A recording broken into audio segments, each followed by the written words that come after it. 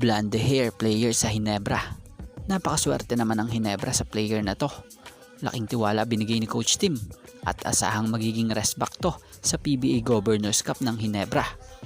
And Troy Rosario, lumapit ang swerte. SMB all-in daw kay Troy.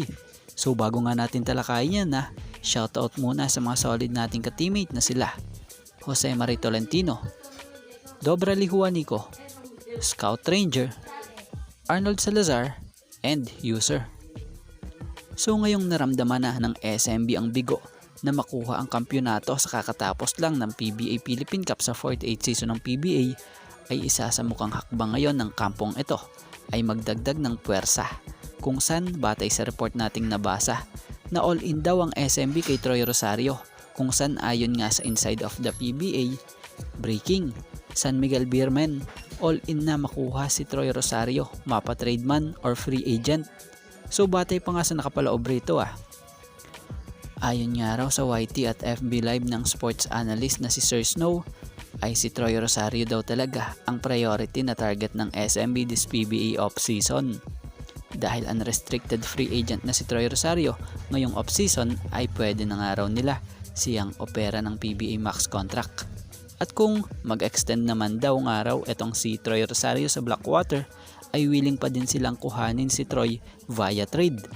So para sa opinion at reaksyon natin dito walang imposible kung gusto rin ni Troy na mag-explore sa ibang team dahil karapatan niyang mag-desisyon kapag unrestricted free agent na siya. So pwede siya magstay sa bossing kung maganda yung magiging offer ng mga ito sa kanya. At pwede rin naman siya lumipat sa ibang team kung gugustuhin niya.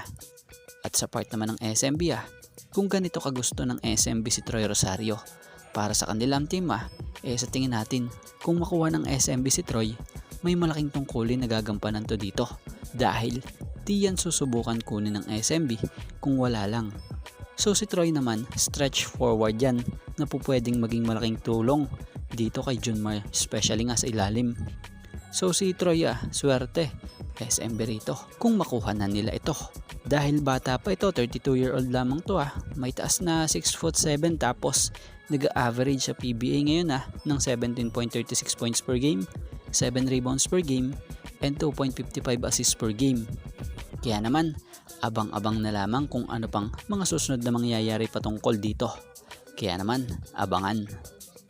At malipat naman tayo rito sa kampo ng Ginebra. New look si Scottie Thompson. Matuturing na maswerte pa rin ang Ginebra kay Scottie magpahanggang ngayon. At inaasahan nagigil rin itong makabawi sa Governors Cup matapos ang mapait na pagkalaglag nila nitong Philippine Cup. So si Coach Tim Cone patuloy na umaasa kay Scottie na malaki pa rin ang may tutulong sa Ginebra dahil madalang araw makakita ng isang player na tulad nito, masipag at ayaw magpahinga sa laro. Ganyan nga po nilarawan ni Coach Tim itong si Scottie. So inaasahan din kay Scottie na mas magiging aggressive pa ito.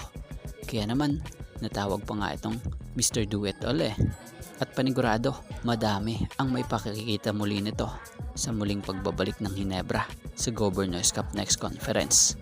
So yan nga po mga ka-teammates. So sa ngayon ito nga lang po muna ang ating sports pasada.